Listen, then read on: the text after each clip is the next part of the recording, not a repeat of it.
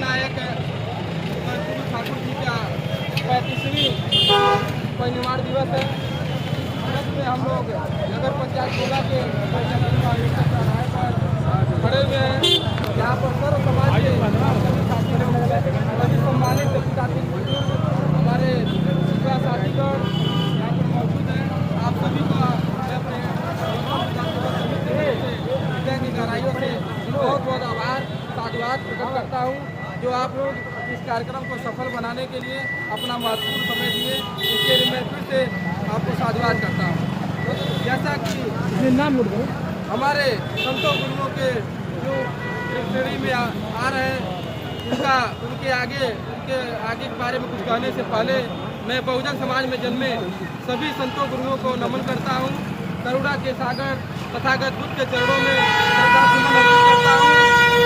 हम करोड़ों दलितों, शोषितों, वंचितों के रहनुमा, भारतीय संविधान निर्माता बोधिसत्व बाबा साहब डॉक्टर भीमराव अम्बेडकर जी के चरणों में श्रद्धासुमन अर्पित करता हूँ। और आज जिनके परिनिर्वाण दिवस पर बिहार राज्य के दो बार मुख्यमंत्री रहे, उसके बाद फिर अपने कठिन संघर्षों के बदौलत 2 बार मुख्यमंत्री के पद पर रहे। दलितों, शोषितों, वंचितों, पिछड़ों के रहनुमा मसीहा जननायक कर्पूरी ठाकुर जी के चरणों में श्रद्धासुमन अर्पित करता हूँ। आज मैं उनकी बात बहुत बड़ी बात नहीं कहूँगा, लेकिन उनकी बात मैं आप लोगों को कुछ ही चंद शब्दों में कुछ बातें आप लोगों को बताना चाहूँगा। जैसा कि हम लोग जानते आ रहे हैं सदियों से हमारे पिछड़े समाज, वंचित समाज, शोषित समाज में बहुत ही जुल्म, जाति, अत्याचार की घटनाएं हमारे देश में हुई हैं। ऐसे समय पर ऐसे महापुरुष जो नाई समाज से आते हैं, महापुरुष किसी कोई विशेष समाज के नहीं होते, लेकिन मैं जानकारी के लिए आप बता रहा हूँ कि जो नाई समाज से आते हैं, ऐसे जननायक कर्पूरी ठाकुर जी ने बड़ा ही संघर्ष किया। उनका मैं कुछ बचपन की कुछ बातें बताता हूँ। बचपन में जैसे कि उनके पिताजी, उनका घर बिहार के समस्तीपुर जिले में था। उनके पिताजी का नाम गोकुल लाल नाई था। और जब लड़के उस समय ज़माने में बहुत पढ़ने लिखने का अधिकार नहीं था। ऐसा नहीं है कि केवल दलितों के ही बच्चों को नहीं पढ़ने लिखना किया जाता था। पिछड़े समाज के सभी लोगों को एक शूद्र माना जाता था। सभी लोगों को शूद्र मानकर एक कोई भी विशेष प्रकार के कोई भी हक अधिकार नहीं था। लेकिन ऐसे समय में इन्होंने शिक्षा बना लिया के माध्यम से जिन्होंने अपने बेटे को पढ़ाया लिखाया। और जब ये हाई स्कूल की परीक्षा पास किए, हाई स्कूल की परीक्षा पास करके जैसे हम लोगों में खुशी का माहौल होता है, उमंग होता है, उसके तहत ये एक वहाँ के सामंती प्रथा के घर गए अपने पिताजी के साथ आगे की पढ़ाई करने के लिए, कि मेरा बच्चा आगे की पढ़ाई। उस समय बहुत दौलत हम लोग के पास नहीं होता था, बहुत उचित मुहैया साधन नहीं होता था, लेकिन उनको इसके लिए उसे आगे की पढ़ाई अध्ययन के लिए वो उस सामंती प्रथा के आप लोग समझ रहे होंगे या चौराहे में ऐसी बातें बहुत नहीं रखूँगा। सामंती प्रथा के घर गए और उनसे कहा कि बाबू ही कहते थे लोग, चाहे बाबू जी चाहे बाबा, हमारा बेटा हाई स्कूल परीक्षा पास कर दिया है और बहुत हम लोग खुशी में हैं, आपका आशीर्वाद चाहिएगा। तो सामंती ने कहा कि पैर खटिए पर सोए थे, तो सामंती ने कहा तो ठीक तो है, आप कह दो मेरा गोड़ दबाए। जैसे पैर को आज भी हम लोग तो गोड़ यूपी के हैं, गोड़ क्या है कि ठीक तो है, पास कर लिया, कह दो मेरा आके गोड़ दबाए। तो सोचिए उस समय माननीय जननायक कर्पूरी ठाकुर जी की बहुत सी ठेस लगी। तो मैं भी इतना शिक्षित हो गया, इतना जागरूक हो गया, फिर भी ये लोग कह रहे हैं कि आवा गोड़ दबावा। क्या मैं इसी दिन रात के इसीलिए पढ़ा लिखा हूँ?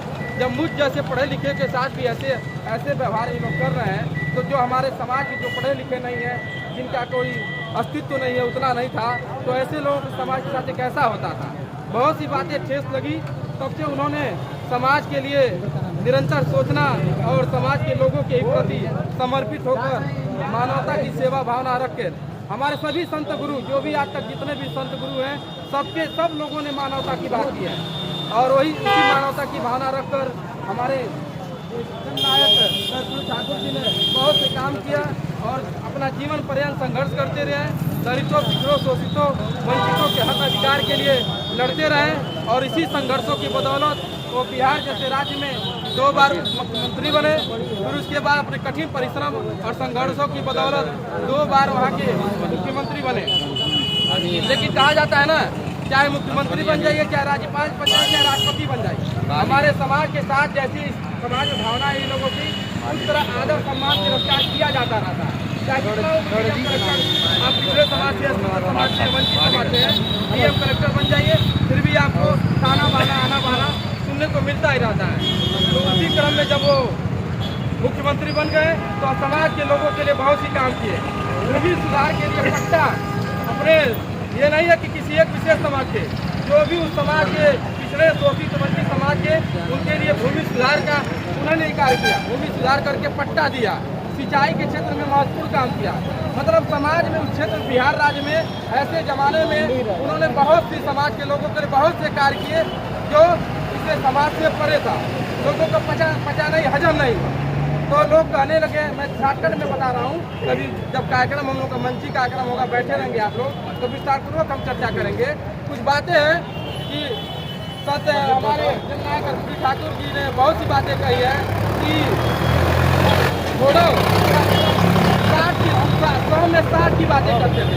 अब 100 में 60 की बातें आप समझ रहे होंगे।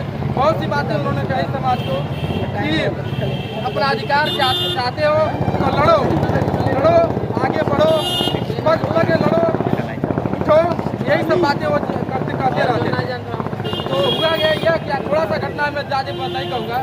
मुख्यमंत्री बनने के बाद उनके साथ भी तभी भी जातिगत भेदभाव तिरस्कार किया जाता है।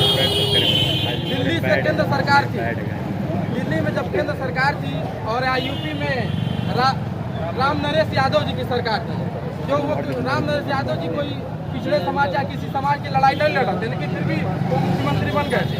और बिहार में हमारे आदरणीय जननायक कर्पूरी ठाकुर जी की सरकार थी। तो दिल्ली से कहा कि केंद्र के लोगों ने कहा कि दिल्ली से चमड़ा का चला संदेश, चमड़ा ने भिजवाया संदेश, कर्पूरिया बाल बनाएगा और भैंस चलाएगा राम नरेश। ये सब बातें हमारे बहुत यहाँ बुद्धिजीवी के लोग सभी जात बातें जानते हैं। बहुत सी बातें उनके तिरस्कार भावना, उनको लज्जित किया जाता था, बहुत सी बातें कही जाती थी। लोग कहते थे, सवर्ण समाज के लोग उनके मुख्यमंत्री बनने के बाद उनके तिरस्कार भावना से कहते थे कि MBA हमारे छात्र MBA करेंगे, सुनिएगा ध्यान से, हम लोग MBA करेंगे और कर्पूरिया के पास करेंगे। मतलब बहुत सी बातें वो लोग कहते थे। मैं बहुत सी बातें नहीं कह सकता, बहुत ही आदर तिरस्कार की भावना इन्होंने झेला और ये झेलते जीवन पर्यंत संघर्ष करते हमारे समाज के लोगों को बहुत हक अधिकार दिलाए। लेकिन आज हमारे समाज के लोग, खास करके पिछड़े समाज के लोग पंजाब है। मैं तो यही आप लोगों से निवेदन करता हूँ कि आप लोग इन्हीं महापुरुषों से, इन्हीं हमारे जैसे इन्हीं से सीख लीजिए, इनसे पढ़ा लीजिए, अपने बच्चों को, अपने आने वाले भविष्य को इनकी बातें समझाइए, इनकी बातें पढ़ाइए। न दुनिया भर के जगत की भावना में मत रहिए। सभी लोग अपने अपने समाज के, यादव समाज पर रियाज सिंह यादव के बारे में पढ़ ले, कुर्मी समाज छत्रपति साहू जी महाराज के बारे में पढ़ ले, गाड़के धोबी समाज संत गाड़के महाराज जी के बारे में पढ़ ले, मतलब पासवान समाज यहाँ देवी पासी के बारे में पढ़ ले, बिजली पासी के बारे में पढ़ ले। बहुत सी बातें हम लोग तो महापुरुष से अपने बाबा साहब डॉक्टर अम्बेडकर जी के बारे में पढ़ते आ रहे हैं और आगे भी अध्ययन जारी है। लेकिन सर्व समाज के लोग अपने महापुरुषों के इतिहास के बारे में जान लें। इस देश में मुझे लगता है, मैं 100% दावे के साथ कहता हूँ, बहुत बड़ी क्रांति आने वाली है और क्रांति आ जाएगी, उबाल मार रही है। अन्य जगहों पे समाज के बुद्धिजीवी लोग कार्य कर रहे हैं। आने वाली पीढ़ियों को इनके मायाजाल से हटकर अपने महापुरुषों के इतिहास के बारे में पढ़ा रहे हैं, समझा रहे हैं कि ऐसे हमारे समाज के जो साथ लोगों के साथ ऐसी घटनाएं होती रहती हैं। बहुत सी बातें हैं, मैं बहुत सी बातें अपनी कहना चाहता था, समय का अभाव है, लगन का भी कहीं जाना है। मैं इसी बातों पे अपनी बात